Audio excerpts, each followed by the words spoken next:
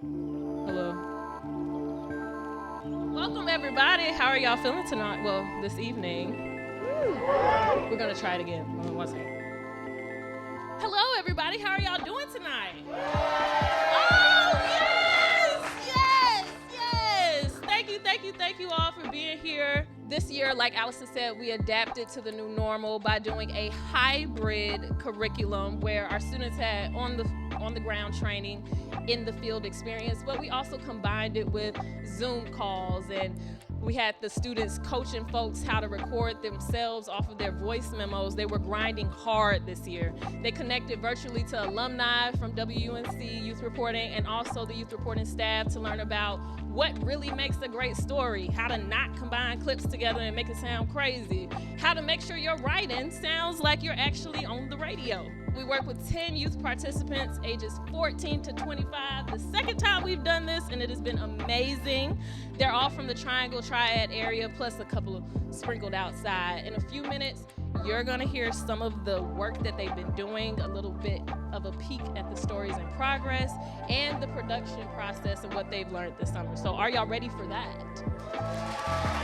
We've done all the housekeeping things, so now we can keep the energy going. For our first youth reporter, put your hands together loud and proud for Kiana Midnight. When I was growing up in the church, every Sunday was God's Day, no exceptions. For a lot of us in the Black community, going to church was not an option. There was no options. There was church, and there was revival. There was vacation Bible school. It was definitely kids wake up, it's time for church. We going to first and second service.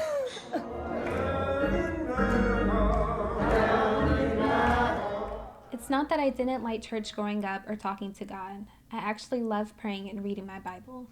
But as I grew older, the place I went to worship turned into a place of mess and judgment. We like to push things under the rug. Oh, you'll be okay. When really people aren't. That's my mom, Mia McKnight. I remember a time going to church made me feel depressed. Like, I just did not want to be. It just made me sad every time I went. My mom grew up as a preacher's kid, which means people held her to a higher standard for being a model Christian. One more time for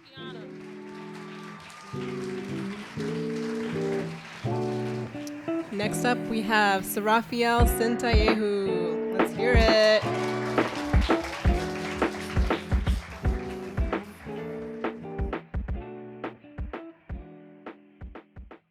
Before I got TikTok, I feel like I didn't really care about what anyone thought about me. You know, I never really thought about like how I looked, how my art looked, and now I feel like there's like so much attention on that, and I'm like overcritical of myself. Ryan is in the process of mastering how to find the balance between pushing his art on social media and maintaining his love for creating. But Masho, a musician out of Raleigh, says it's difficult to define that relationship. And I think one of the hardest things that like comes with music is finding like the self-actualization without having to worry about like validation from like other people, because at the end of the day, if I'm making my art for myself, I'm making my art for myself. Ava Masho, better known by his last name, is a 19-year-old genre-bending rapper. The validation he's talking about comes from his Instagram platform, where he has over 4,000 followers and over 150,000 monthly listeners on Spotify. But just like Ryan, his love for art is more than the likes. And I think a lot of people get caught up in the idea that art is self-expression, but I really feel like art to me is self-extension, because I want to be my most unapologetic and intentional self. And so to know that I have a following now, for me, it's kind of transpired into this is my journey, and whoever wants to follow, I feel free to come and join me on my journey, but I'm going to use this as like an extension of myself.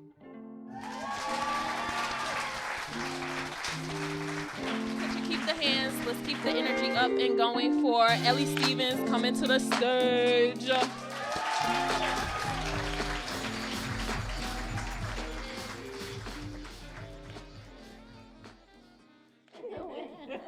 My grandma plays cards twice a month with a group of friends. They play a Spanish card game called Cinquillo. Y se ganó uno bueno. Va a ir a Okay, now when you're in the money, you don't have to worry about the money anymore. Well, I know these ladies. I've known them since actually 1980. And well, we just started, we thought that it would be fun, for the ladies from different, different countries from Spanish speaking, and to get together and keep up the tradition of the Helsinquillo, which, I used to play in Spain when I was a little girl, and with my family and my sisters, my aunts, everybody. My grandma was born in Sevilla, Spain. We call her Bella, which is short for abuela. She was raised on Sanquillo, tapas, and a supportive, loving family. Moving to America was the farthest thing from her mind. I always thought, well, I'll stay in Spain, I will marry, somebody from Spain. This is Ellie Stevens from the WUNC Youth Reporting Institute, signing off. Okay, shouts out to Ellie. Let's give it a round of applause one more time. All right, next up, we're going to hear from Fabien Senwani.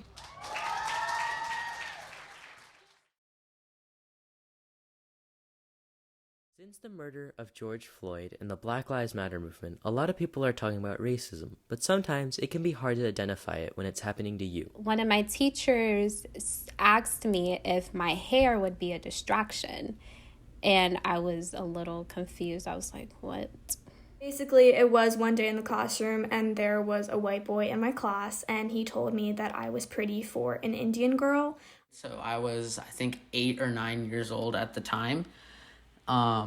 Someone made like a remark that I'm part of ISIS or something like that. All these experiences are microaggressions. It's when someone states something in a subtle or indirect way that is directed at a marginalized community.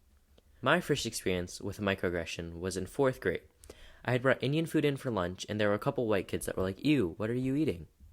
The craziest thing is, sometimes these comments aren't meant to be microaggressions, and sometimes they're even meant as compliments. But they don't feel great, and over time they build up. But it's not only teens who experience microaggressions. I think while practicing the microaggression is more woman and race. So let's give it up. Next up to the stage, we got the flyest person on the block right now, Miss Ava Masho. Work it up, work it. Well, it was kind of weird because I noticed it when it happened to my mom, and I noticed it when it happened to my friends, but I didn't quite process it when it happened to me. And it wasn't until I had to sit down and talk about it that people were like, if it's not okay when it happened to me, how is that okay when it happens to you? And I kind of had to be like, I'm a survivor too. Chilina's own experience with sexual violence led her to action. She started talking to her friends about what happened to her, and she realized many of them had similar experiences. And at that point, I gathered my friends. We were like, we got to do something about this. Chilina and her friends started a club called ASAP, or the Association for Sexual Assault Prevention. They launched in April 2019, just in time for Sexual Assault Awareness Month. Together, they handed out teal ribbons and flyers to spread awareness. And we'd wear them, and our classmates would be like, hey, what's that you got on? And we'd tell them what it was about, and they'd be like, that's cool, can I get one too? And so it kind of started a small conversation within our schools, and some of my teachers saw it, and it was like, wow, I had no idea. And I think a lot of people were just happy that someone was actually talking about something that was happening to them and that they saw happening to their friends. Yes.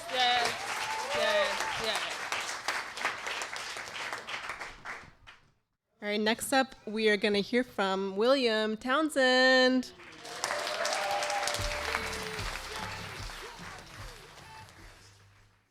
My Aunt Sume has owned this farm in Scobie, Mississippi for 40 years, and she feels most free when she is outside. Gardening, I like getting my food out the ground that I put in, I like preparing food and seeing people enjoy it. When you're on the farm, even food and eating is a whole new experience. You can literally walk outside, get something off of a bush, and cook it and eat it that same day.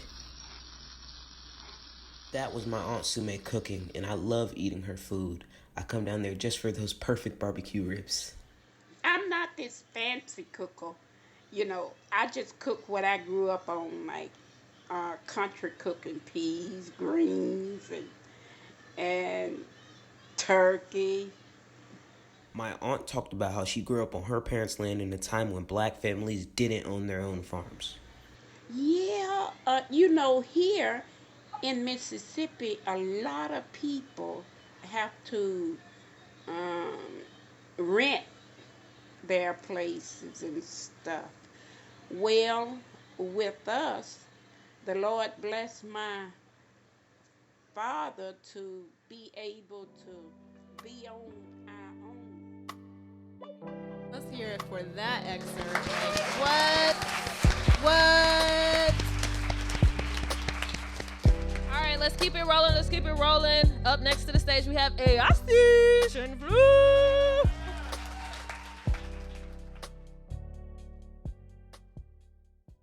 Before the pandemic hit, Gordon had a job offer as an apparel designer for Adidas. But then COVID broke out and put a hold on everything, including his plans with Adidas.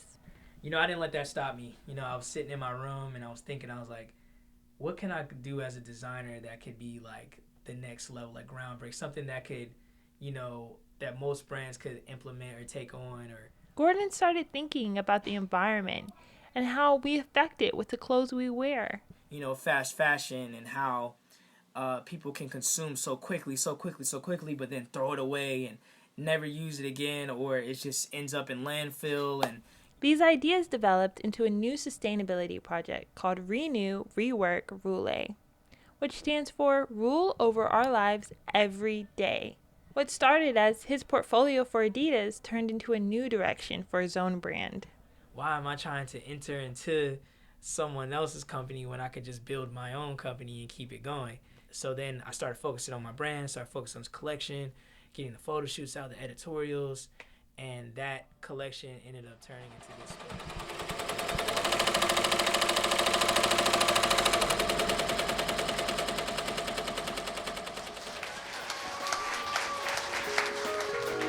Next up, we have Priyanka Ratnam.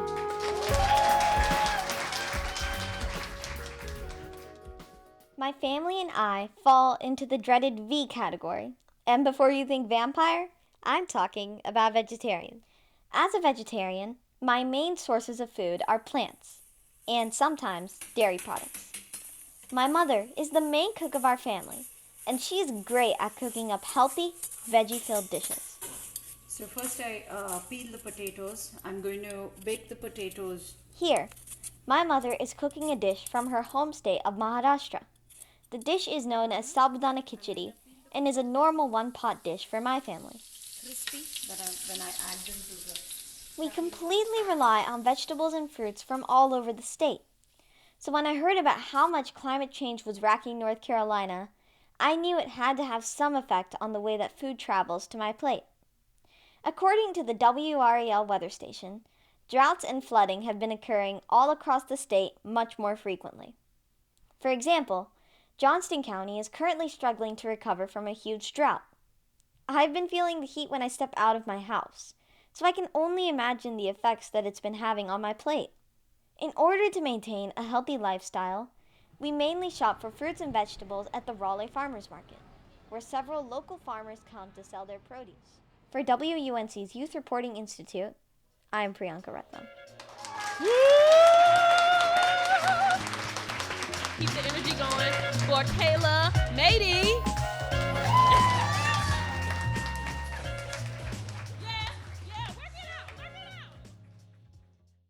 Listen, if I'm an extrovert, Rosie is an extrovert 2.0, a flamboyant character that has always been outgoing and adventurous. But since the pandemic has started, she's found herself feeling out of the usual, much like me. Ever since the pandemic happened, I've sort of become a recluse, if you will. I've definitely been a homebody recently. The first move on the itinerary was the domain. On the day of the mall, we had quite the bit of anxiety. I know you may think, geez, it's just a mall trip, but COVID-19 isn't the only thing that we fear. Another worry lies in the back of our minds. The pandemic of racism. The recent attacks against Asians has been skyrocketing ever since the pandemic hit. People would sort of give me a side eye. One lady turned to me and just said, "Feel better." I don't know why. It was just out of the blue, and another one saw me and she said, "Stop," to her kids. She sort of just like pushed them back away from me. Yes. Yeah. I was waiting for the res. Oh, you got me in. Okay. So our next story, Sophia's actually not here, but we're still going to listen to a clip. One of the silver linings of virtual is that we could kind of expand our geographic radius. So Sophia's in Beaufort, which is several hours away. When you assimilate into your community, when you do that, there's a give and take between you and your environment. After a talk with her mom, Michelle realized she had lost a lot more than her Hispanic community when she moved from Spain. After a few years, I guess, going to public school and everything with everyone who spoke English, my mom told me that one day I just came home from school and I told her I didn't want to speak Spanish anymore because nobody else spoke it. For me, I worry about slowly losing the cultural things in my home. Language, holidays, and meals, especially meals. I'm trying to grasp onto these things now so I can continue my culture when I'm on my own. Or I don't know, maybe even raising kids. Entonces, los frijoles los tienes ya hechos. Son frijoles que ya cociste, que tienen sal, ya tienen ajo, y creo que estos ya tienen cebolla. Right now, my mom is teaching me how to make frijoladas. Frijoladas are just quesadillas bathed in beans. It's quite simple, but when I tried to make it, my beans didn't heat up all the way because I was afraid of burning my quesadillas. It was pretty embarrassing. Entonces, le prendes ahí. Puedes usar el chiquito, pero yo creo que queda mejor en este grande. Sí, te he visto usar este, por eso. So last but not least, we're gonna give it up for Caitlyn Leggett. Come into let's say, stop walking so fast. Being a black woman is so lit. It's like being a part of this exclusive club they attempt to imitate. Adding on curves and lips and colors, trying to slim the waist and shorten the wait list to get into the club.